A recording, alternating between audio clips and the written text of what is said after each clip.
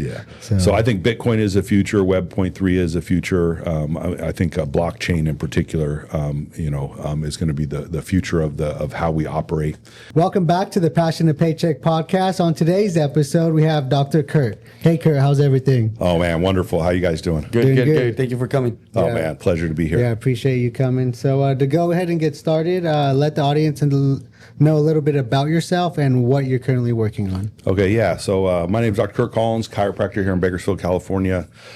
So my business here locally is Invista Medical Neck and Back Center. We got a great team there: chiropractic, disc decompression, physical therapy, massage therapy. We do regenerative medicine, which is PRP, amniotics and tissues, stem cell derived human tissue stuff. So mainly people with back problems, neck problems, sciatica, headaches, joint problems, knee problems. Our approach is to try to fix the root cause of it. What's structurally going on with the patient, and can we help them function better without using drugs and surgery if avoidable, which we find in a lot of cases. We can limit or eliminate the need for drugs and surgery for people to recover by working with structural stuff, and chiropractic really being my first love, and specifically a technique called upper cervical chiropractic really transformed my health. And so I have that office here. We have two great chiros that do most of the heavy lifting there, and then about 20-person support team there. So, oh, nice. So that's in Bakersfield, or even people travel from around the state and even sometimes out of the other states, and on a rare occasion out of the country to see us.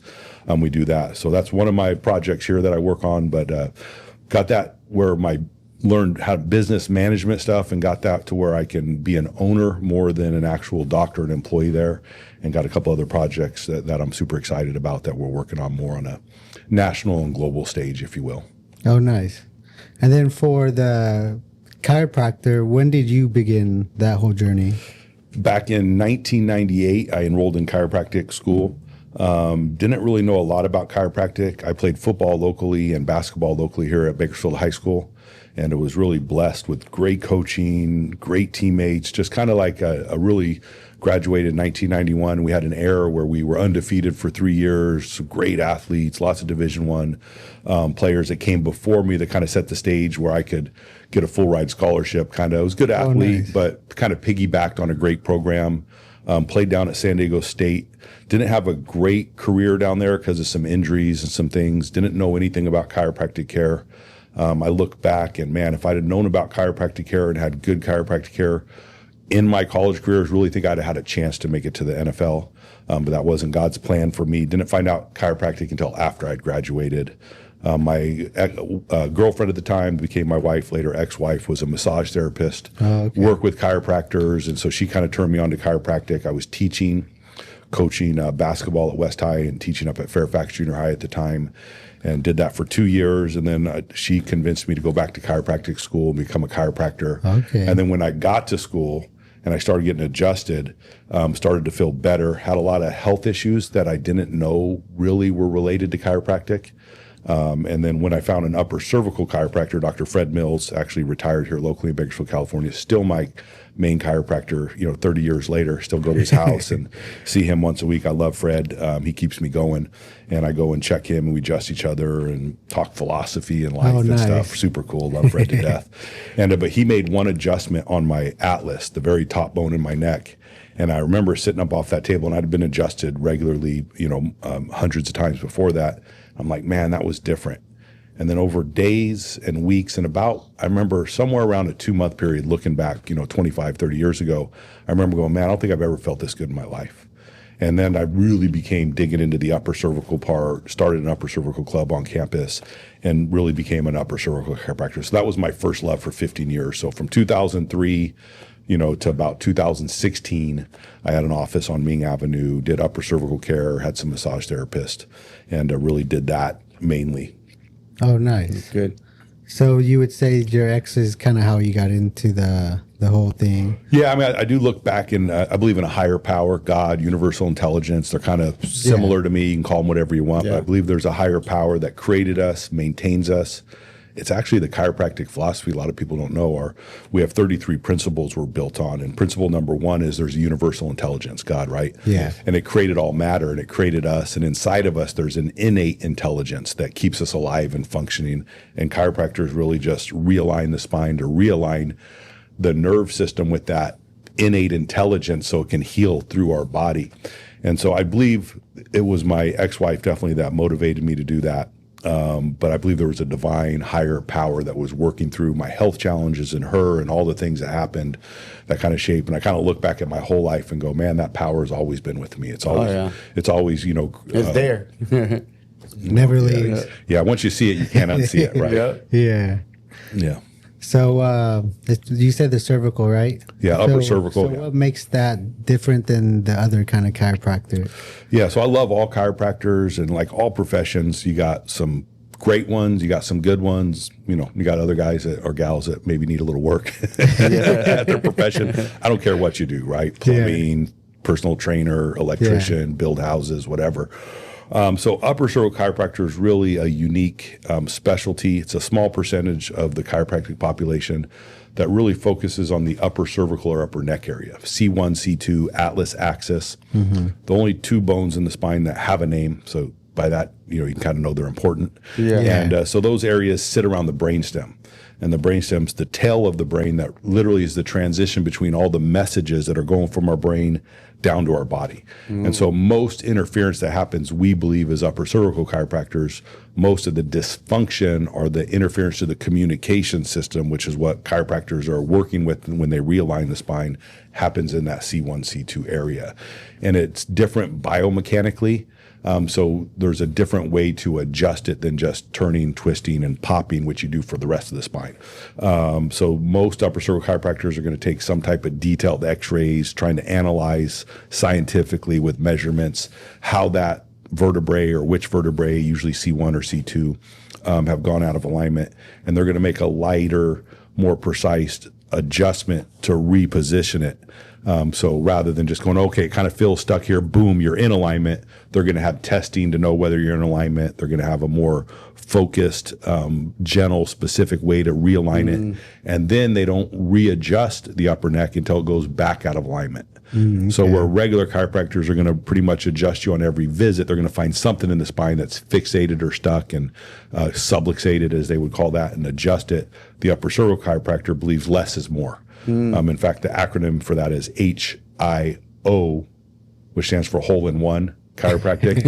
And so you can play golf, you can hit the thing 4 or 5 times down the course, right? But it's better just to hit it in one shot, right? So if you had one swing to make in chiropractic to make the biggest impact, you'd go after C1 or C2, whatever the biggest pressure in there. Oh, interesting. Yeah, I didn't know all that. Yeah. That's different, Yeah, that's the first time I heard about the real specific cervical popping or the adjustment for that. But that makes sense because everything's connected to your brain. So if there's channels that are blocked, that kind of makes sense. It would open up everything below the chain. Yeah. Our philosophy, again, chiropractic is just steeped in philosophy over 100 years. ADIO, above, down, inside out is where all healing happens, right? Yeah. So, and through the nerve system and the brain, just like you said, it makes a lot of common sense. Yeah, it really does. So as you started your business here in town, was there like challenges getting started? Oh yeah, man, and there's still challenges, man. I love Ray Dalio. If you get a chance to look at his stuff, I've kind of revisited after a few years, but his book Principles talks about that, right? Like he's got a good video online. It's about 25 minutes animated. And he really talks about life being nothing more than a series of challenges. So whether it's your business or your relationship or your health or, your physical fitness or your mental fitness, there's really no stop to the challenges until you decide to stop, right? There's always a higher level. So the more you go into business, the more you try to make an impact with more people, the bigger and the greater the challenges are going to be. And at some point, you can't overcome those challenges by yourself, and you have to form a team to help you, right? And then a community, right? As well. So early on, to answer your questions, I started. I was very cocky, looking back. I knew I had something in the upper cervical chiropractic that most chiropractors didn't have, in the ability to really make a profound positive impact, very, very successfully at a high percentage with patients. And so I thought that would be enough to build a great practice. So, here I am, this great upper cervical chiropractor, and I'm going to turn the power on, and people are just going to flock into my office. And It don't work like that. Man, I wish where were you at back in 2021, 2001, man? Yeah. And so I was going, and my ex-wife at the time wanted to live in Orange County area. She had a practice massage therapy, very successful massage therapist, probably one of the most successful in town, cash-based business here. And so I was trying to build a practice in Bakersfield, working with Fred Mills in his office. And then I was working with another great upper cervical chiropractor who's no longer with us, Daniel Kuhn, down in Huntington Beach. So I was trying to build 2 practices, which was insane. Oh, yeah. Insane. Yeah. I've done a lot of, I would say, stupid things in my life. That was one. That was one of them. I was working about 90 hours a week. So I'd work here a day. I'd drive down there, work 2 days, drive back. So I was working 6 days a week, had a young kid. And just became too much. So I did that, I don't know if it was 9 months or so. And then it was just one day I just had a buddy of mine, Drew Hall, who got me into the upper cervical chiropractic. We were classmates. And we're building a practice, our own practices within Dr. Doone's practice. We had about equal practices, probably making like $3 or $4 grand a month down there and $3 or $4 grand a month here. I was like, man, you can just have my practice. I'm not even going to drive into work today. And I just never went back.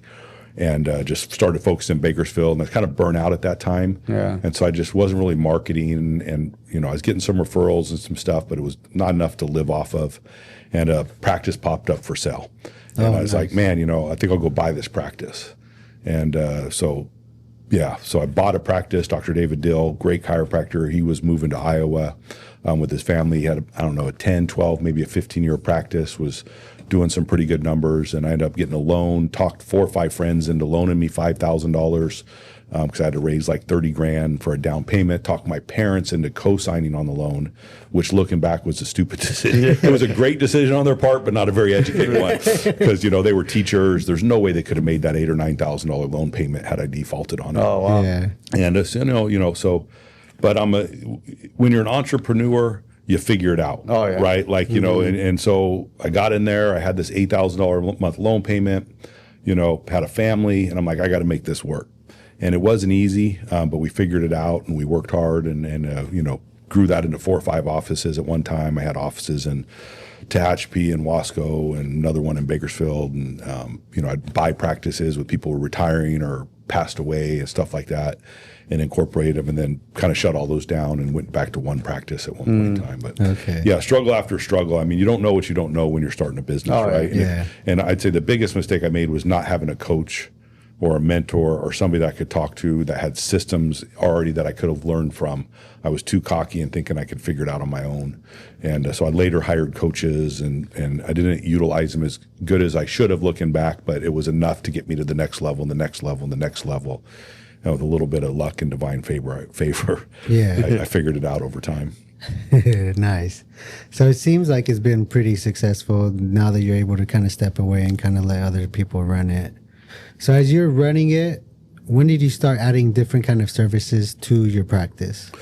Yeah, so there's a couple different phases of that. I was a real hardcore chiropractic is going to heal everybody in my philosophy, but I also realized I was doing a lot of other stuff for my own personal health, fasting. Oh, nice. I did the raw food thing for a while, exercising and taking nutritional supplements and whole food supplements. And then I got into energy medicine and frequency medicine. And I'm like, okay, my philosophy I'm living in my practice where, you just adjust people and that's going to cure everything. And what I'm doing for my own life were incongruent, right? There was, and that's incongruency is going to lead to destruction in your life. And so I started wanting to add more stuff in. So we started with massage therapy, and then we started talking to people about overall wellness plans and things like that. And so that happened probably 4 or 5 years into practice, where we started to integrate a few other things in. Back in the day, 2021 to 2028, before the big housing crisis, insurance paid fairly well for chiropractic and massage therapy. So it was really somewhat easy to run a practice if you had massage therapy and chiropractic and you did decent work. People could come in, get an hour massage, get adjusted, charge them a $5 or $10 copay, and the insurance would pay you $100, $150. And so you could make a good living doing that without really working real hard. So we took advantage of that until 2008. And then when 2008 came, that all kind of went away. Yeah. And then you had to really become good at marketing, sales, and learning how to add in cash services other than just insurance. It's really hard to make a living as a doctor anywhere, really. There's a couple states that are still good, but in most states in the U.S. and around the world, it's really hard to make a great living just billing insurance. So you have to become more diversified and add in other services that are beneficial and fit your philosophy of healing, right? Yeah. So it's kind of a balance you got to learn between, I have to run a business for profit, but I'm also in the business of helping people through healthcare. And so I have to put the patient's needs, at least equal with what we're doing to try to make a business. Yeah. I believe we put the patient's need far above that, but there's got to be a balance in there that kind of ebbs and flows. Oh, nice. And then we talked a little bit off camera that you started the stem cells, kind of one of the first pioneers. How did you get into that? Yeah, just being in the right place at the right time and being willing to say, why not? Let's, you want to come on my podcast? Yeah, it sounds cool. Why not? So I was in a consulting group, and I got invited to be in a mastermind group as our office kind of grew into be one of the top producers within that group of doctors. They took a group and invited them to be in a mastermind group, which I'd say if you're not in a mastermind group and you're trying to get to that next level, you got to do it. It's one of the best things I've done for myself personally. So in that mastermind group, one of the doctors was a third generation chiropractor who ran the mastermind group. His father had some knee issues, and they were going to fly to Germany and pull out the stem cells from the bone marrow. They grow and expand them because as you're older, you don't have enough stem cells and you don't have enough power in your stem cells to really heal. That's why you start to break down and age. And so what they did at that time, they still do it now, but I think there's better techniques in stem cell now, but this was kind of the gold standard back then. They would expand the stem cells, take about 7 days to 10 days. So you pull out a couple million, you grow them into 100, 200 million, and then you re-inject them. So I think that was going to be $30,000, and it was going to take 10 days. So the whole family was going to fly to Germany, pull out the stem cells, travel around Europe 10 days, come back, fly home. And then he heard about a doctor outside of Atlanta, Georgia, that was doing amniotic tissue injections, which is the fluid around the baby when mom's pregnant. It's got a lot of healing properties. They're using that for wounds and burns and all kinds of things now, very successful, as well as joint issues. So he went, it was like $4,000 or $5,000 each, did it 30 minutes in the office. He walks out pain-free. Wow. And so the chiropractor at the time basically was like, I got to learn about this and bring it to our group. They had about 400, 450 doctors in the group that they were teaching how to run these integrated offices like we have, where you combine all the different stuff together. And so he pulled me aside. I think I was the first or the third guy. He said, I want to get 10 guys together. We're all going to throw in 25 grand and we're going to figure this thing out. So I wrote him a check literally in the hallway. Oh, that was a sales pitch. Hey, my dad went over here, got this thing. I think it's going to be cool. And everything he had told me had worked in the office. He scaled their offices 5 to 6 times more. So I'm like, yeah, let's go. I got money. We're making money. You've helped me. I'm in. And then a group of 10 of us got together, put together a PowerPoint, went out and invited the public to come to a free seminar, started educating. From that, 5 years later, 10,000 offices started from that one experience. Wow. That one guy who had that one experience that said, hey, the public needs to know about this. We can make money. We can help people. And then go into 10 people, and then those 10 people trusting him, and then going out there and putting yourself out there, learning a new skill to talk to people, to educate, and then do that. And now we got, every city across the country is now probably got 5, 10, 15 doctors that are doing regenerative medicine to some degree or another now from that one encounter. Oh, dang. Yeah. Crazy. That's impressive. Yeah. Just that one doctor took it upon himself and said, let's go. Yeah. And that's kind of how stuff happens, I think, It takes one person that sees the vision, like Walt Disney, right? Yeah. And then they hold that power, and then they enlist a team to help them, and then they just keep working through all those challenges. Yep. And when you first started offering that, was there challenges that kind of came with first starting the stem cells? Yeah, always. Anytime you do something new, I didn't know anything about it. So I'm like, do you know what a stem cell was? So I got to go back and learn, right? And I'm old now. Learning is not so easy. Takes a little longer. I'm halfway there. I'm at halftime. I'm 50. I'm 52. I say 50's halftime, right? Had a big party at 50. Like, this is halftime. Let's reset. Yeah. How did the first half go? Let's plan for the second half. Let's try to get some wisdom, right? Let's get in the locker room and And, so I had to learn all about that. Had to go out and market it. It's a cash service. At that time we're charging $4,000, $5,000, $6,000, $7,000 an injection. So you gotta learn how to sell and educate. And sales to me is just education. Done right. Yeah. So you had to learn how to educate people, and to educate, you got to educate, and you got to believe in it. And, so you got to have an experience with it. So there's, that was a long-term process. It probably took me 6 months to a year of learning that and doing lectures and losing money. And I probably lost money at it for the first 6 months, but I just believed in it. And the other guys in the group that were doing it were doing well at it, making lots of money. So I'm like, if they're doing it, I can do it. There must be something I'm doing wrong. And then I ended up going and hanging out with a chiropractor in Denver, Dr. Dean Jones, who was gracious enough.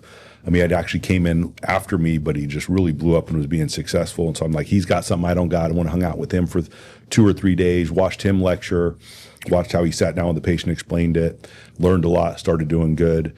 And then, there was 3 or 4 levels of that where I'd get to a point where it's like, okay, I'm doing good, but I'm not doing as good as other people. Let me go learn from somebody.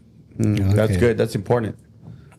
Especially someone's already doing it and being successful at it, because they essentially have the blueprint for you to be like, here you go. Now you just follow it.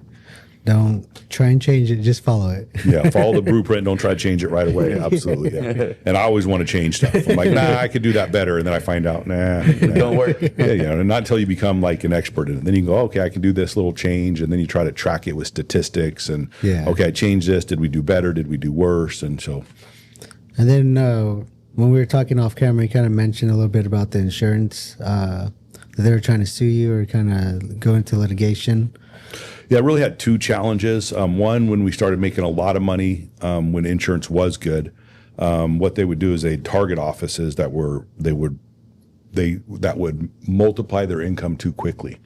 So, for example, we had an office, we were doing $20,000 or $30,000 a month with a local insurance carrier, and then 6 months later, we're doing $200,000 a month. And so that sets off a red alarm. Oh, shoot. And they're like, oh, fraud. You must be doing fraud. Nobody grows that fast. And then so they go after you. They look at your records. They look for errors in the records, which most doctors have in their records. Their records aren't great. Just you're dealing with patients and taking notes. It's a lot easier now with computerized records, but back then it was all handwritten stuff. And but our records were actually fairly good. And there was nothing really to their accusations. We fought them and basically won and said, no, the services we did were medically necessary. They were appropriate. Here's the guidelines. We followed the guidelines. And that was the advantage of hiring the consulting company, because they gave you all that stuff that would be near impossible to figure out on yourself back then. Now with ChatGPT and the internet is what it is, you can pretty much figure out most things pretty quickly on your own. But back then it was kind of hard to figure all that out. But they didn't care. Like they're like, at the end of the day, I remember having a phone call with the insurance guy who, coincidentally enough, went to jail for fraud himself later, I heard, for the same thing. He was accusing us doing that we weren't actually doing. Wow. He was actually ghost billing stuff, which was crazy. Shoot. He's all, look, let me just tell you how this game's played. It doesn't matter. You're right. You did everything correctly. We don't care. Oh, shoot. That's you have crazy. To pay us. And it literally is like the mob shakedown or the cartel, right? Yeah. So, you've heard the stories. Like the cartel walks in and says, payment. Hey, we want our jig, right? Like the mob, and like, what do? You pay them. Yeah. And that's kind of how the insurance companies are, sadly. Yeah. Like the car insurance companies, the health insurance companies are like, we don't care. Oh, damn. We have the power. You're the doctor. We'll kick you out of network. We won't pay you. And so they just didn't pay us is what they did. And that's kind of what drove me into the stem cell thing in retrospect, to go back to that, is they stopped paying us. Blue Cross, our biggest payer, stopped paying us. Oh, they just go, we're not going to pay you. And I didn't have what it takes to fight them back then. I would now. I'd be able to fight them. I'd win. I'd be able to get enough resources, borrow money, whatever I had to do to weather that storm. But I just went out and made more money, just outproduced the suppression that they were putting on me. And eventually we got through that and started getting paid again. But they probably withheld $1 million that they rightfully, we provided the services, we documented it. And they just said, too bad, so sad. And I didn't know how to sue them and go after them at the time, or just didn't have the power and the strength at that time to do it. Yeah, that's crazy. I didn't realize it's And they do that to doctors all over the country. I know at least 20 or 30 doctors personally that have been through that. Oh, shit. And for the vast majority of them, most of them are legitimate doctors doing legitimate services, documenting it. And it's just a game. There's actually companies that the insurance companies hire that get paid a percentage of what they recoup, or what we call clawback, from the doctors, and they get a percentage of that. And so it's just a business that the average consumers don't understand. So they get mad at the doctor, like, why aren't you taking my insurance? Why are you trying to charge me cash for this thing? My insurance says it's going to pay for it. And the insurance companies literally just set up the game to pit the patient against the doctor. And so more and more doctors are going to concierge medicine, or chiropractors in particular just have cash practice who are like, I don't care, I ain't billing your insurance. It's not worth the $22 they're going to pay me. It's going to cost me $38 to do that. You just pay me cash, and then you go fight your insurance. Oh shit! I didn't realize it was like that. That was but it makes sense though, because they still want to get paid, and they want the power over the doctors. It seems like. Yeah. That's interesting. Sadly. And that's still going on today. Worse than ever. Oh shoot! Yeah, there's some hope that the new administration, they have some promises to try to make the healthcare system better, but I'm not betting on it. Let's just say that. I'm not placing any large wagers. It doesn't look too good. I think we'll see some improvements, but I think the system's pretty entrenched for the last 50 years or so. Yeah. And it's going to continue. Yeah. Yeah, I don't think there's going to be much change. Yeah. They'll talk about it, but when it's time to write policy, something always happens. Yeah, it's going to be a slow process and a painful process regardless. Yeah. But yeah. So for chiropractor, is there any misconceptions with the practice that people may have? Yeah, I think some of the biggest common fears are, one, I'm going to get hurt at the chiropractors, which happens. It's just there's no way you're going to get hurt doing whatever, working out in the gym, whatever. Yeah. I always just, statistics don't lie, and insurance companies charge based on the damage you do, and chiropractors have the lowest malpractice rates of pretty much any healthcare provider out there. So, so it's extremely rare to significantly hurt somebody in chiropractic, but it can happen. People are kind of weird about their neck getting adjusted, stuff like that. But the statistics on that are very much in our favor. We do way more good than bad. So I think that would be the first one. And then with the upper cervical care in particular, one of the reasons I love having, and I have an upper cervical chiropractor now in the office that replaced me so I could not be in the office seeing patients. And then I have a really good, talented, what I'd call a traditional chiropractor. Dr. Quasman does a phenomenal technique, been practicing 35 years, kind of created his own technique out of other techniques. So you have both the options, right? So the patient that likes to be, more physically worked with and adjusted, we got Dr. Quasman does that. Patients that are a little more apprehensive, or maybe they're older, or maybe they have an injury, or, osteopenia, or they're a little frail, then Dr. Yates can work with them a little more gently. So I'd say the biggest thing is I'm going to get hurt. Extremely rare. 99 out of 100 patients we're going to help get better.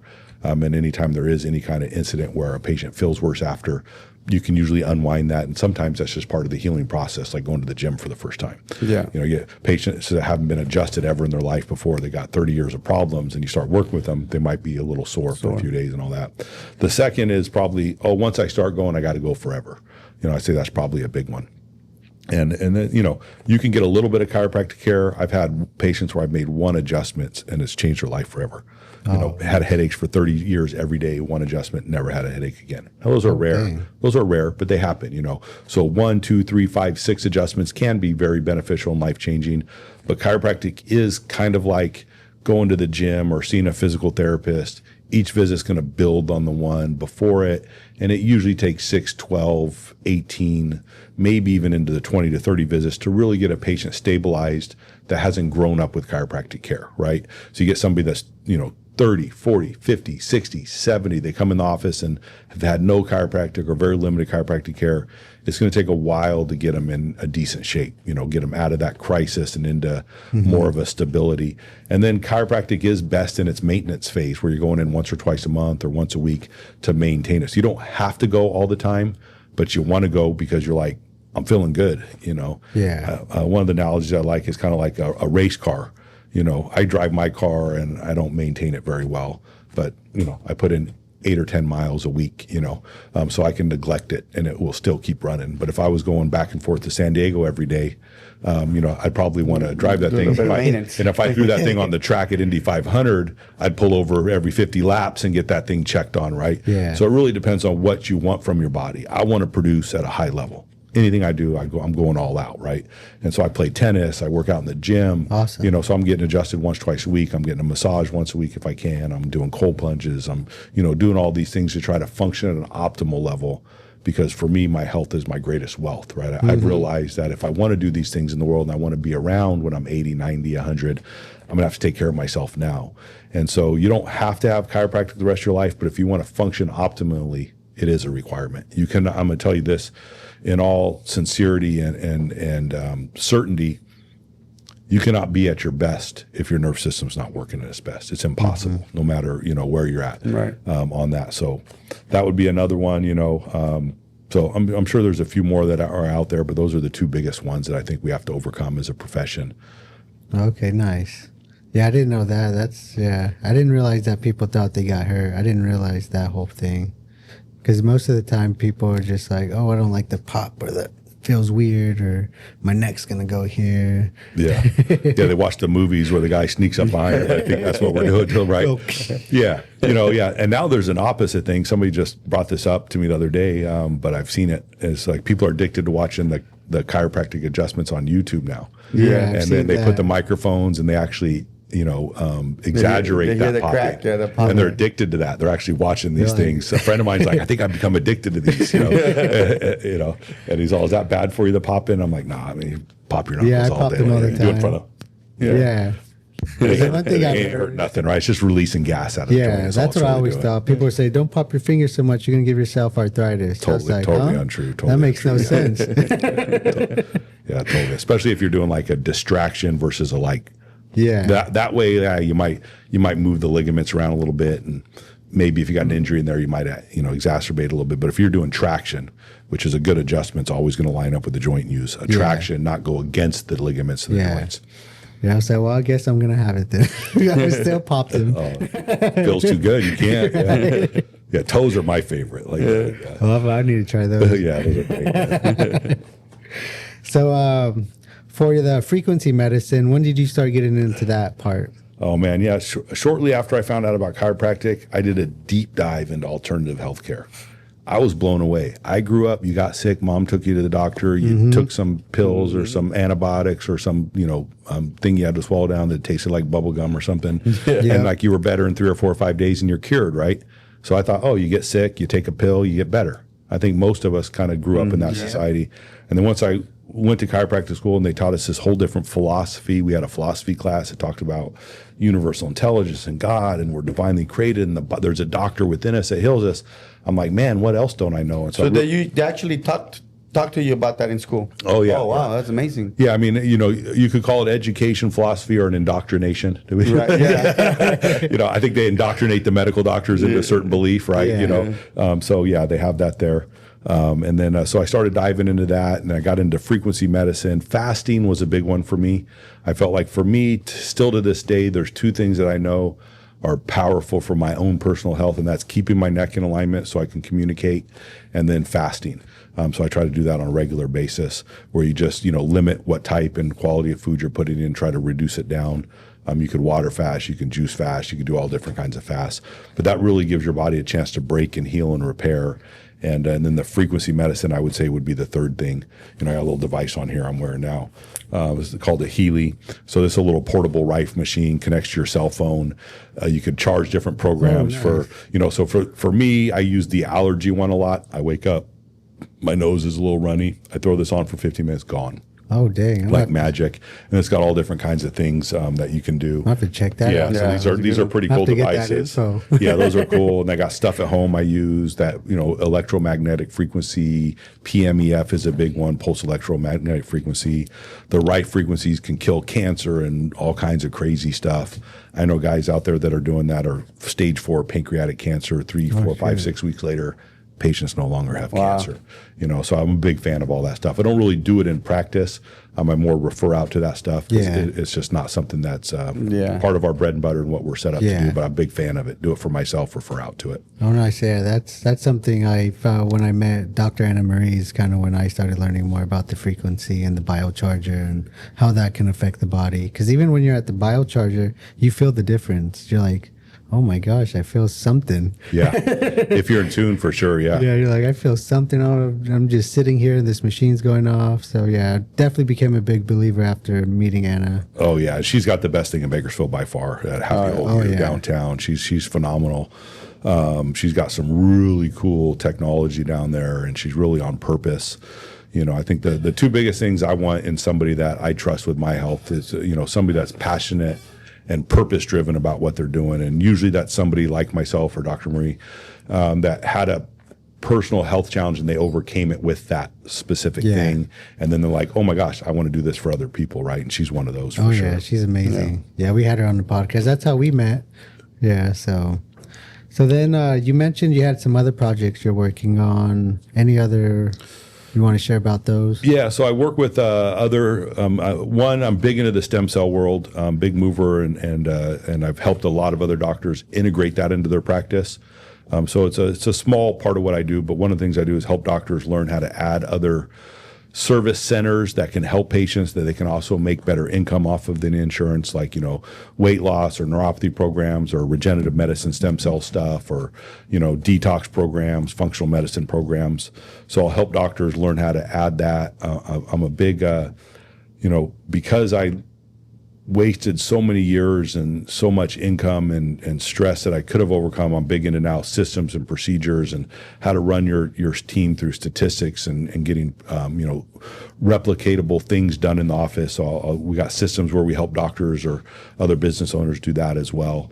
So that's a small part of what I do. I have a partner in that. We have a consulting company, and then he owns a couple stem cell clinics in Colombia, South America, and Costa Rica. So we'll refer some of the more difficult patients that you don't, maybe can't do the best care for, or you might be running a little bit of risk of medical boards, chiropractic boards, FDA, stuff like that coming after you for helping people with Parkinson's, MS, cancer, COVID, kidney problems, heart problems, emphysema, diabetes, these types of things. There's really no conventional medical cure at all. They admit it. We don't have no cure. We can give you insulin. That's not curing anything, right? We can chemo you, and if you don't die, you'll live maybe for a while, so we'll refer them out of the country. It's safer to do that, and they do a little better work. And sometimes because of the restrictions on growing and expanding stem cells here, they can give more stem cells at a lower cost than what we can do here. So sometimes it makes sense. So I help refer patients out to that, and then I also help other doctors learn how to refer their patients out. So let's say I'm a chiropractor, maybe even a medical doctor, and I have these patients coming in, and I'm like, man, I really want to help the patient, but I don't know how I can help them integrate that into their office without costing them any money and a lot of effort. We have systems that help with that. So I do that through a consulting company. And then we're doing, starting up a fundraising for a blockchain company like you. I got into cryptocurrency back in, I think, 2016 as well. And like you, somebody just said, put some money in it, buy some XRP, buy some Bitcoin, right? Yeah. And I actually had heard about it in 2013 and didn't jump on Bitcoin. Oh, shoot. I actually tried. It was hard. It was hard. But you couldn't buy it. You'd have to do all these somebody jumps. And you would have to have the PC and have memory on there, and then you had to connect this to something else, and then that had to run through another program, and then it was just like, very complex is kind of when I look back and like, dang, they made it hard, but if you were able to get it, woo. Game over, yeah. I think it was like $800 or something when I first looked at it, or $900 or something. Yeah, it was crazy. And I don't know what we're at now, 126 or 116. Yeah, around like there, that. yeah. It's over 100,000. Yeah, so and it was that, and that's what I try to do, doctors, and what I try to do for patients as well, like confusion and kills. Right. So it's like, I got to do what, so we try to make it simple. 1, 2, 3, right? Like here's the next 1, 2, or 3 steps. It's very difficult to see past the third step in anything. Yeah. You're lucky if you can see the third. So we try to break it down. And that's what it was like for Bitcoin. I got to the third step and I'm like, I'm out. I'm busy. I don't believe in it that much. Yeah. So I just quit. Right. And then 4 or 5 years later, I'm like, what's Bitcoin now? It was like $3,000. And then it was when COVID hit, actually. I'm like, holy crap. I was expecting COVID, by the way, since 2006. I was one of those guys. You're ready. I had the food, the guns, the ammo, the water, the place up in the mountains. Man, I was ready. And then, of course, by the time it hit, all my stuff was expired. And so I was like, man, if they're going to crash the system, maybe dollars aren't going to be good. So I'm like, what am I going to get into? I already had gold and silver and all that. So I'm like, I'll get some Bitcoin. And it was a lot easier then. Yeah, because you could buy it. Yeah, so I loaded up on like, $10,000 or something. I wanted to get more, but it was still clunky. The banks would only let you put in like $10,000. They would flag your account. They're like, you cannot deposit money. Like when I first started, I'm like, what? You can deposit money? Weird, right? What do you mean? And now it's like they're begging to get into the system. Yeah. Right? Yeah, because now the banking system's in crypto, and they have regulations to now be able to hold it and custody it for their clients and trade it for them. And Yeah. So I think Bitcoin is the future. Web 0.3 is the future. I think blockchain in particular, is going to be the future of how we operate. And so I partnered with a guy in helping capital raise called Comanity, and it's a blockchain-based communication suite. So texting, video conferencing, emailing, the highest level quantum safe computer can't be hacked, and there's no data stored. Which for people that believe, like I'm kind of a libertarian at heart. I hate labels, but they do help us kind of know where we're at. But I'm more like I like a government, but I like them not to infringe any more than they absolutely have to. Yeah. Right. We need a power to, otherwise we kill each other and we do crazy stuff, right? Oh, yeah. So we need that kind of overnight power to keep us in line. But there's this ebb and flow between the government now becoming the enemy versus our protector, right? Yeah. And I think history kind of goes up and down in that.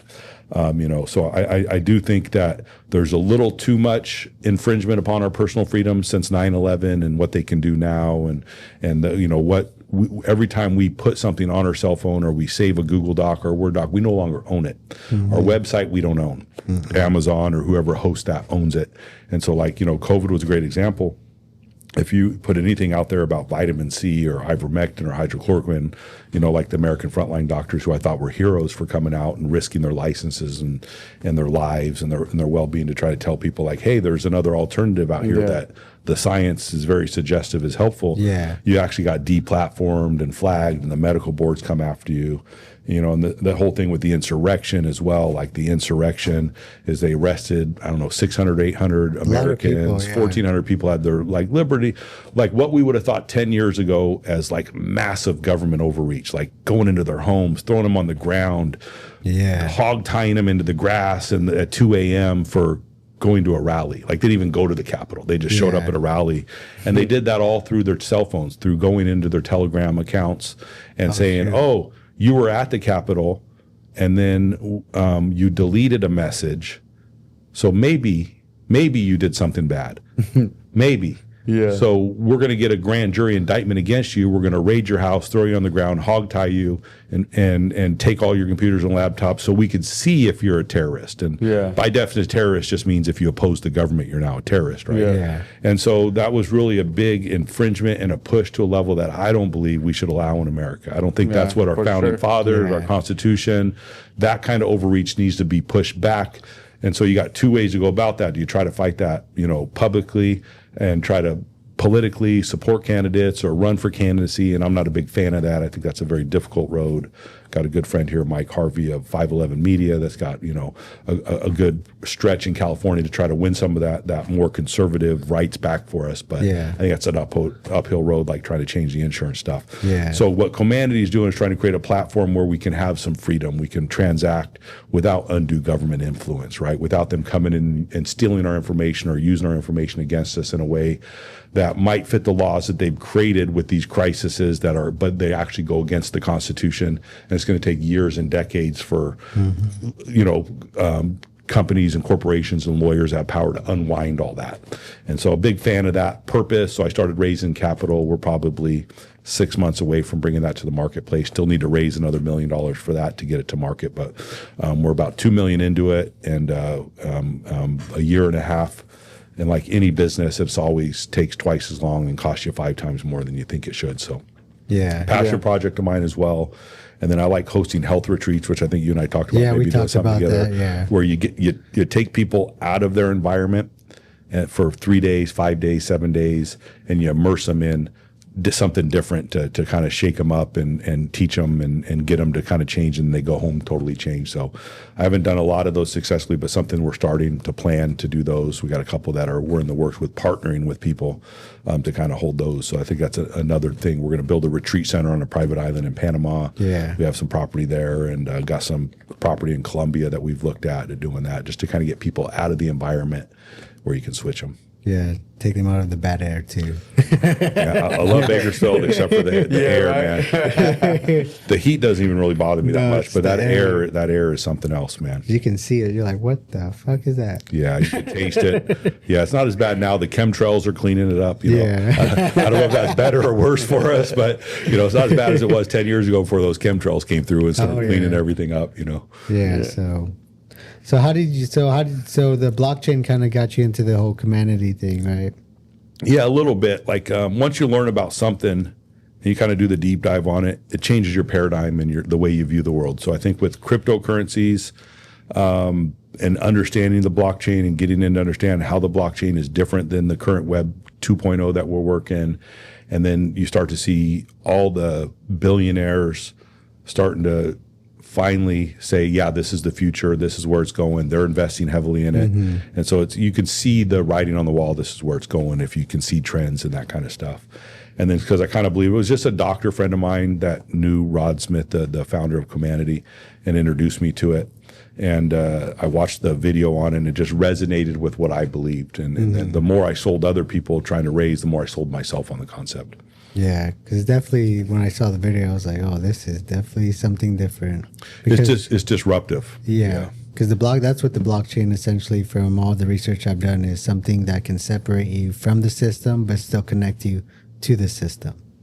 So then you at least have the privacy part, as far as depending how you build the actual, how you build on the pathways of the blockchain to privatize your information, like you're saying. Yeah. So You can either make it open source where everybody has it, which I think is cool. I have a pet project I want to get launched. It's just in the idea stage right now, where we do medical research on the blockchain open source, right? Oh, that'd be unique. So instead of doing a double-blind study that takes 10 years, costs 10, 20, $30 million, you just open source on the blockchain, have people upload it, have scientists come in, tear it apart. I think 18 months, you could have something out there that would prove whatever that means to people, right? That definition is variable. That stem cells are good for this particular condition, or getting adjusted is more effective than taking drugs. And we could take that power away from big pharma, because they're the only ones that have the $10 million to run the studies, and that's how they control the system. Yeah. So I think the blockchain could help with that as well. That's a unique product. That would actually be good, because then people could really verify that information is correct, or the source of it is actually real. Yeah. And that's the good thing about blockchain. It can block all the noise of what's not real and what's real based on the data on the blockchain. Because fake data can be replicated. 100%. Yeah. And you can tweak statistics to say, pretty much what you want them to say if you're good at that, right? Yeah, in blockchain, you can't tweak it. Yeah, I mean, it's there, right? Yeah. It's just another highway. And what do you think about the big pharma? Once you start growing in that you think they'll do? Do you think they'll come after you guys? For sure. Yeah, they already are. Yeah. I mean, they tried to take my license away. I don't know if we got that in 2018 for doing stem cells, for sure. I mean, they're the number one business in America. Right. Yeah. They beat oil out 10, 15 years ago, right? Yeah. So big tobacco had its day. They're going to fight to hold what's theirs, but eventually they know that it's changing, so they're jumping into stem cells or jumping into stuff. The era of petrochemicals as drugs, which most of our drugs are oil-based, those days are numbered, right? It's not the best. It doesn't fix a problem. They do some things that are good, obviously, but it's not the optimum healthcare system. So eventually that has to be replaced. But they're going to hold on to it, and then they're going to buy up the competition, right? So they'll end up owning the next best technology that's out there, but they want to hold on to what they have until they can secure that next stage. Because the way I see it is like they want to continue that because they don't want to fix you. They want to continue you coming back, right? So if they start fixing everybody, well, they're not going to have no more business. Seems like common sense to me, right? And they don't even hide it. It's a managed care system. Yeah. They're managing symptoms. Right. The pain management doctor, he's not the pain eraser. Right. He's not the pain fixer. He's a pain management doctor. Right. He can give you a drug. That drug's going to manage it, come back, give you a little bit more. Back. And then when that doesn't work, he's going to inject you with some steroids. That's going to manage it more. Then he's going to burn some nerves. And I'm not saying these guys are great gals, phenomenal doctors, highly intelligent, way more skilled and technician than I am. But it's not fixing the cause, right? Yeah. We need it because sometimes you just need that to function in life, right? Yeah. You know, but if there's a more natural, effective solution, I think as a society we'll gravitate towards that eventually. Right. And they can't suppress it forever. They've done a good job of suppressing. It's been around like 50 years. Yeah. You know, and still people don't know about it. They still think we're killing babies to get stem cells. Crazy, Yeah. right? Yeah. I mean, that's just absurd. Yeah, You that's know? a misconception. Yeah, and they still that think one. it's illegal to do here, and it's not. Yeah, It's that's what I actually- was. Yeah, that's what I was thinking. It was they make it sound like it's a lot harder to be able to offer that here in the United States. Yeah. Because a lot of people go to Mexico or they go out of the country still. Yeah, yeah. So yeah, and a lot of doctors are scared to do it because they don't understand the laws behind it. You know. Yeah. And a lot of times it doesn't matter what the laws are. You could be well within the law, but if you're outside of the other people that are doing things a different way, and they own the politicians and they own the police force and they own still the come and insurance, get you. they can still come terrorize you, right? Like the mafia or the cartels. How I look at Yeah. them. They're just legalized. Shake up. Mafia and cartels, in my opinion. Yeah. And I think more and more people, I don't know what the percentage is, but COVID was an eye opener, I think, for a lot of people. You know, about a third of the population, I would guess, kind of woke up during that period. They had time for one. They weren't working, right? So Yeah. what am I going to do when I'm on the internet? So once you got done with the crazy cat videos or whatever, then you got sucked into one of those rabbit holes. You started learning about all this stuff us crazy people have been talking about for 30 years. So all my friends were calling me up and going like, yeah, maybe you're not as crazy as we thought you were. I was about to say that. I was trying to tell you. I'm not one to say I told you so, but I told you so. Any other projects that you're working? I know you mentioned you had a couple more projects you're working on.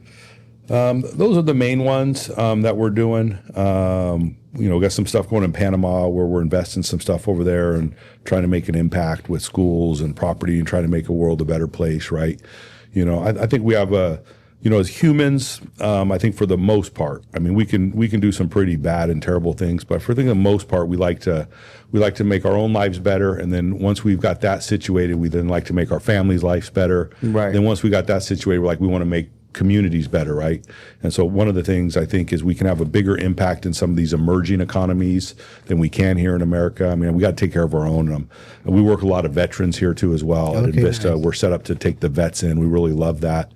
And, the fact that we can give them chiropractic care and massage, and it's all covered through their insurance. A lot of them don't even know that as well. Oh, interesting. And then I've, in my travels, I've got a couple guys that work specifically with veterans and the post-traumatic stress that they go under and learning how to tone the system down and through nutritional or CBD or meditation or cold plunges or just mindset or the biochargers and all this kind of stuff.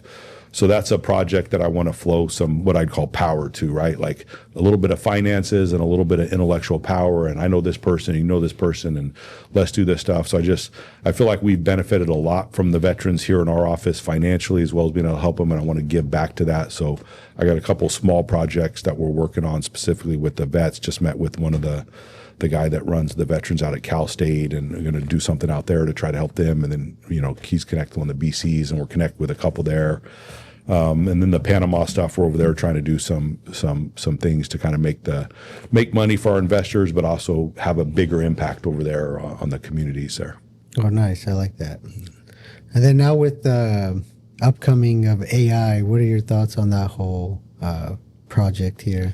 Yeah, I mean, there's the good side and the bad side of that, right? Like, Terminator and Matrix were two of my favorite series. So it's like it's like scary in one point. Like, man, we're going into the sci-fi realm now, right? Like, with the Neuralink and all this stuff and the whole transhumanism thing. Like, they're trying to turn us into cyborgs and all that kind of stuff. But at the end of the day, technology it's like a gun. It can help you or can hurt you, right? It's in that how does the user use it, right? Using a gun to protect your family or using a gun to go rob and steal, right? Yeah. So I think AI is kind of like that. It's going to be in the hand of the user, and we are unfortunately going to need some government control over that to slow it down and try to mitigate the damage that can be created with AI. But I think it does so much good. I just did a TED Talk and become best-selling author on 2 books, and I used the AI.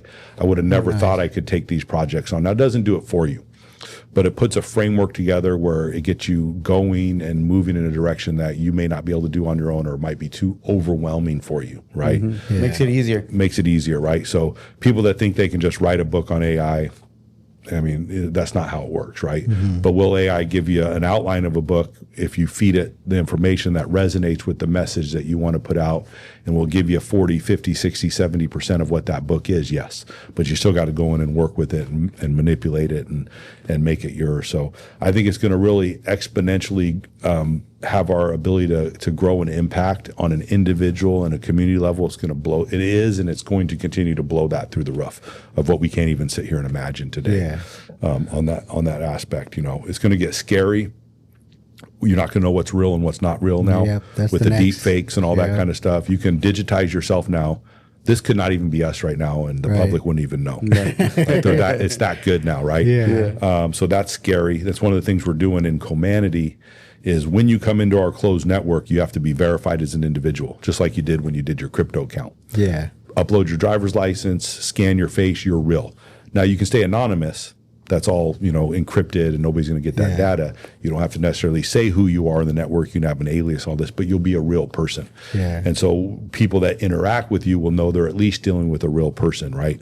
And so that's something that we're looking into that and already ahead of the game. Because that's going to be important for the future. So if you go into the social media within Comanity, you're going to know it's not an AI that you're talking to. That's actually Grant Cardone. It's not a mock-off, account of Grant Cardone, right? Which is out there, right? Especially in the crypto world, you start following these guys, and is this the real guy, or is this somebody else mocking his account, taking his information and then monetizing it? You see a lot of that, especially on Twitter. A lot of the crypto influencers always getting replicated, sending DMs, and all these bots are just working. Oh yeah, and I just met a gal last night who somebody in her family, cousin, whatever, just lost $100,000, which was a lot of money to them, on one of those scams where she got a text message, "Hey, this is Chase Bank. Your account's been digitized," and then it was the real number. When you looked it up to Chase, they had actually put it on. I mean, these scams, they're getting so smart, man. So yeah, you really have to be careful out there. You can't click on anything and go to a website. They can steal all your stuff right off your phone. They can do it in Starbucks now. They can tap your phone. And so it's going to be a scary world out there.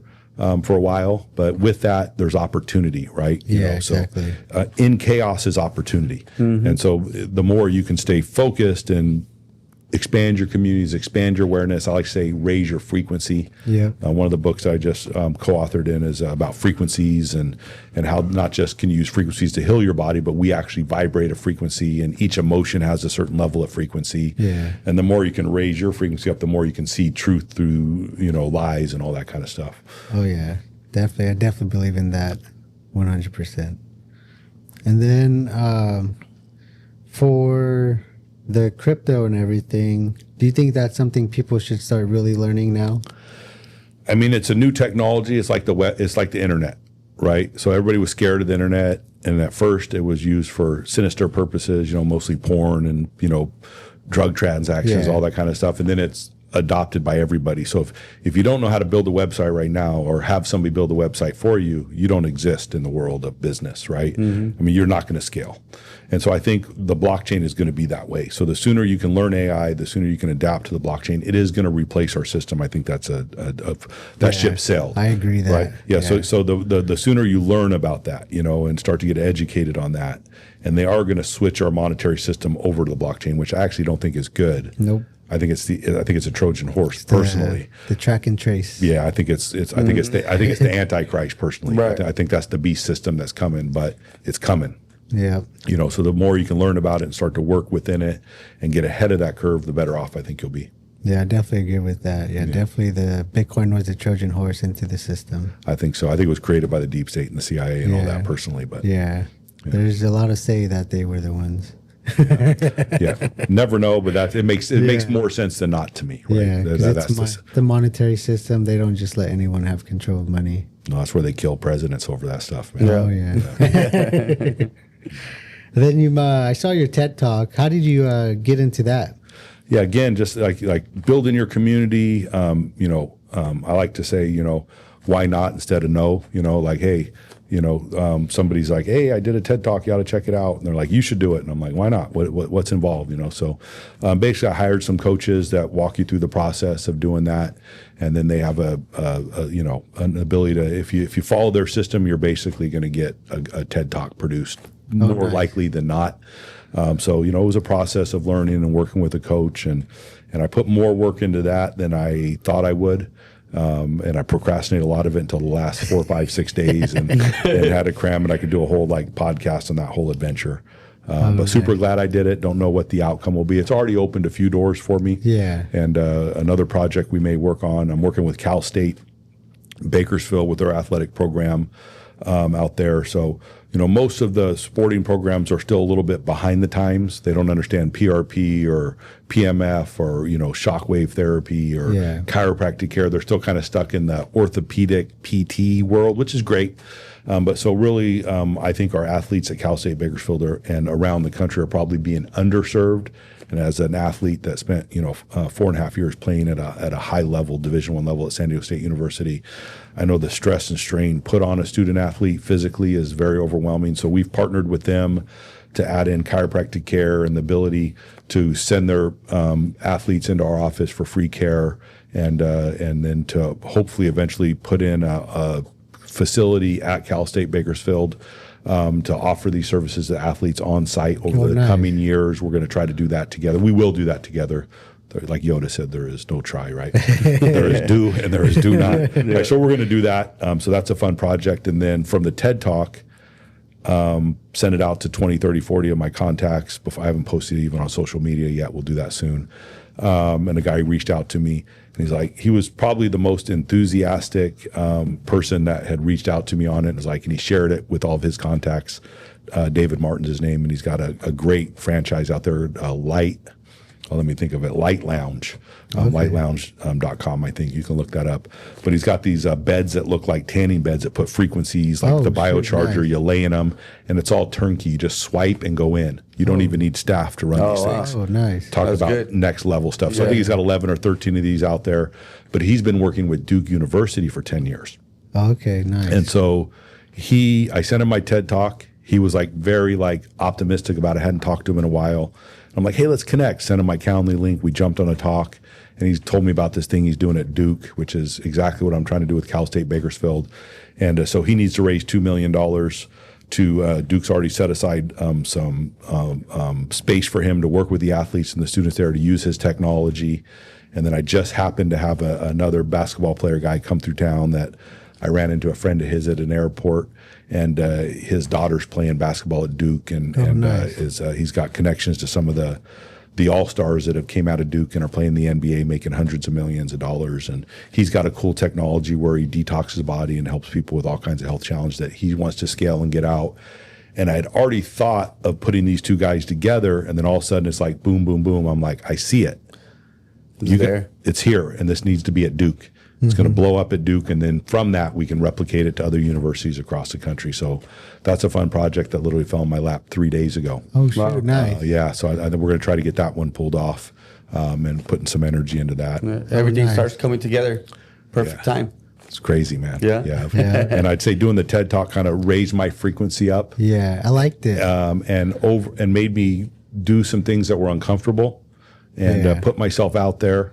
And I think from that, some good things are already starting to happen, like that opportunity at Duke and putting some stuff together. So I'm super excited about what doors will open up from that. I think you put doing this podcast, I guarantee it's opened up doors and opportunity for you guys. Yeah, for sure. Quite a bit of doors. So, and then, I saw the TED Talk, and I really liked how you mentioned it all starts within. Like, the issue's not outside, it's within us. And it all starts with how we think, what we're putting in our body, and how we react to things. Yeah. Awesome, man. Yeah, you got it. Yeah, really nailed it right there, brother. That's it, man. So how did you come up with that concept of this is what I'm going to talk about? My coach, Allison, she was amazing. Really helped me with that. At first, I wanted to go really deep into the frequencies.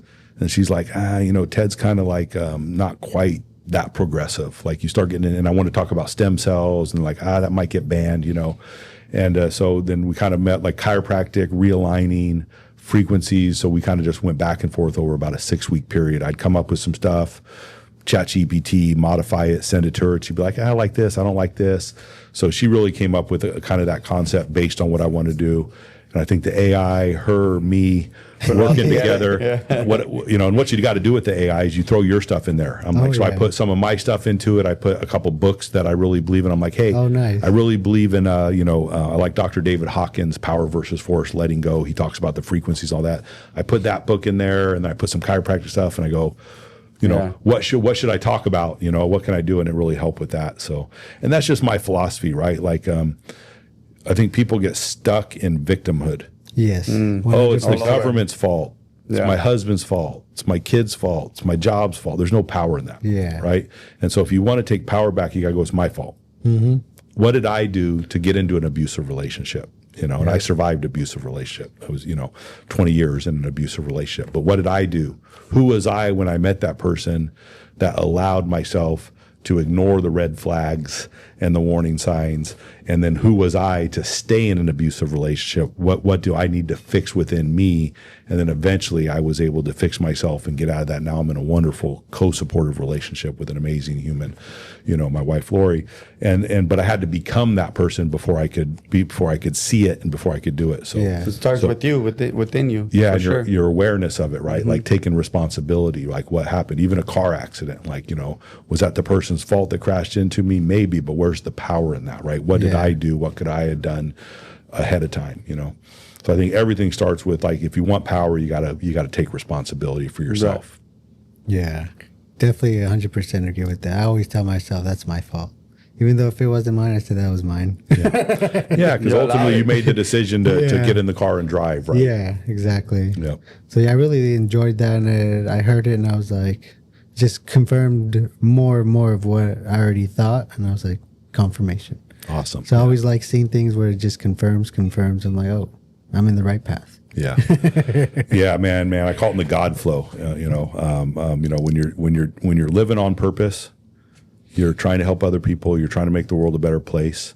You're listening to that voice within, that intuition. You're meditating. You're praying. You're doing the things. All of a sudden, opportunity starts to flow easier, right? And the more in alignment you are with your values and your actions and your words and your thoughts and your habits, the more that happens, and it can get crazy, man. Yeah. Like you start vibrating higher, so you start attracting better things. Yeah, we resonate to that. You attract what you're resonating. Yeah, exactly. So I don't know. I think there was some divineness to the topic and how it came about, but it's just kind of my core philosophy on how I operate and what I try to share with people when I get an opportunity to speak life or help people overcome an obstacle. I really like that. I don't like spending a lot of time on problems. Yeah, I'm not a counselor.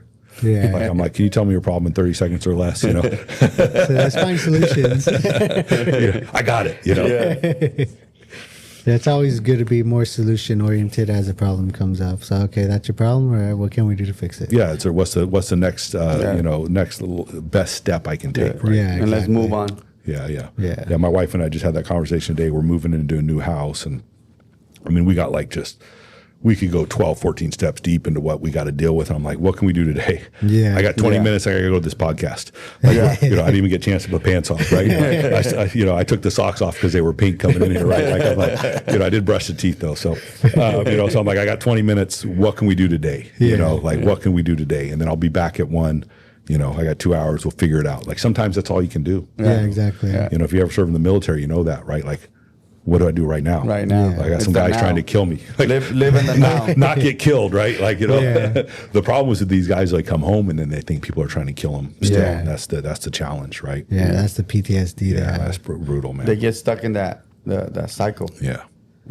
That's always sad. But even in the 60s, 50s, I used to do a lot of psychedelics for that. Yeah.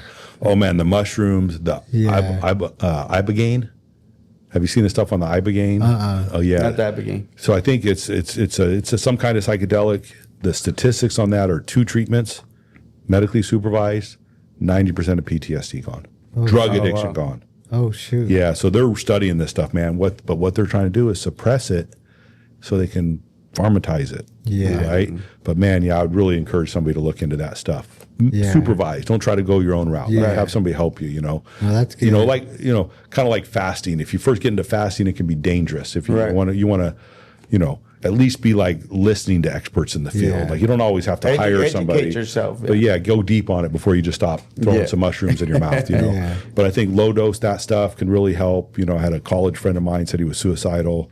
One of my friends' kids and did some low dose stuff and like 1 or 2 treatments no longer felt that way, you know. Wow. That's I don't know amazing. what the statistics are, but the suicide in our kids from the COVID and all It's that. high.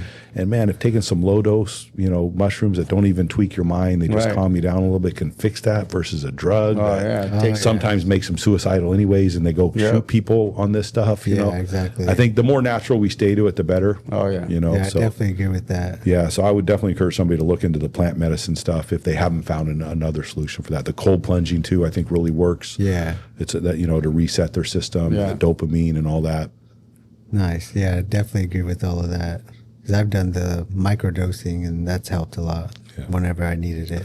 Oh, big time, big time. Yeah, I've just heard story after story on that stuff, That's how I got it. It was one of the ways I was able to stop becoming an alcoholic and a drug addict and stop smoking cigarettes. Awesome. Yeah. The GLP-1s are kind of doing that too, the Ozempic and the Mounjaro. There's peptides version of those they call GLP-1 inhibitors. So they're just amino acids linked together and you can get them outside of the pharmaceutical grade. That's a side effect we're seeing as well. A lot of people are stopping drinking, they stop smoking. It does something to shut down not only the desire to eat, so it makes you really not want to eat, and slows down the metabolism and the food transit, so you're full longer and all that. But one of the things it does is that feedback that you get from eating is the same feedback, I guess, that you get from smoking a cigarette or drinking alcohol. Oh, interesting. So a lot of people are just like, they get on the Ozempic or the Mounjaro or the peptide version of it, and then they're like, I don't want to smoke anymore. I don't want to drink anymore. Oh, dang. Just gone. I didn't know that. That's interesting. And pain as well. Those stuffs are really working well for pain. I got a couple chronic, like suicide level, pain level people that no drugs really help, and we got them on the GLP-1s, and that's really helping lower their pain levels and all that stuff. There's so many options out there, and it's with TikTok and Instagram and Facebook and YouTube. I mean, the information, it can be a bit overwhelming, and not everything is truthful on there, and things are usually over exaggerated, but you can really, with some discernment, learn a lot on there, so you can get an education in that. Oh, yeah. So much information now, the information age, as they say.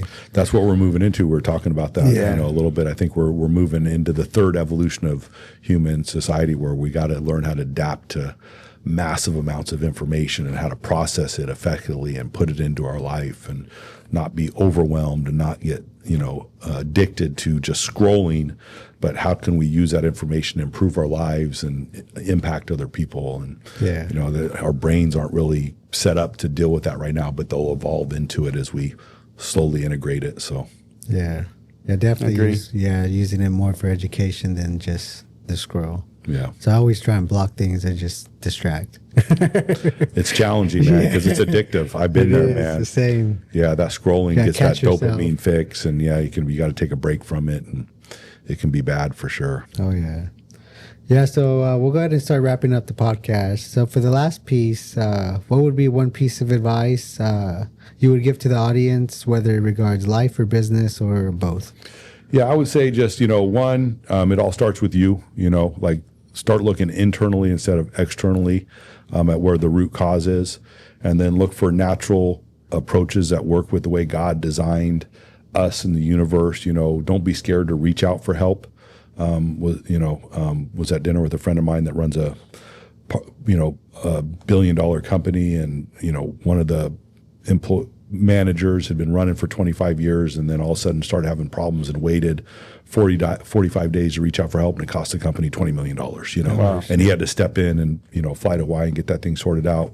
So don't be afraid to ask for help. Whatever it is in business, or it's not a sign of weakness. I don't care how smart you are. There's always somebody that's smarter than you. There's always somebody that's overcome that challenge out there. So start to expand your network and to ask for help, and hang out with people that are living the life you want to live, right?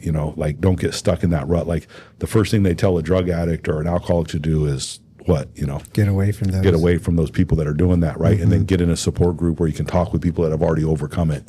So I think AA is just genius in the way that they have that, 12-step program or whatever it is to help people overcome problems. So personal accountability, looking for a natural, asking for help, seeking help, and just never quitting, right? Just like there is a solution out there. It's just you got to keep working and working and working until you find it, and praying and asking for divine help is never a bad thing, right? There is a higher power than us that can shape, being thankful, writing out gratitude lists like I talked in the TED Talk, what are you thankful for, right? Well, I'm thankful for this, I'm thankful for this, and cancer people that have survived it oftentimes will thank their cancer. Mm-hmm. They'll be like, I am glad I got cancer. Release it. Their life is better now than it was before, and the cancer made them aware of that. So cancer, help them wake up. Wake up call, right? So being even the challenges, just not quitting. These are just the foundational principles. Read, learn, listen to, don't doom scroll, and get stuck into that, but listen to podcasts, follow some people that are positive, get some uplifting stuff, try to, keep learning and improving. Once you stop learning, you're either going forward in the universe or you're going backwards, right? You can't stay still. So if you're not learning, growing, challenging, you're going the other way. And eventually that's going to catch up to you in your health, your relationships, your businesses. Oh, yeah. Love that. Agree with everything you said. Amen, brother. Amen. Good one. So, yeah, thank you again for coming on the podcast, Doctor. And we'll catch you guys on the next episode. What's your story?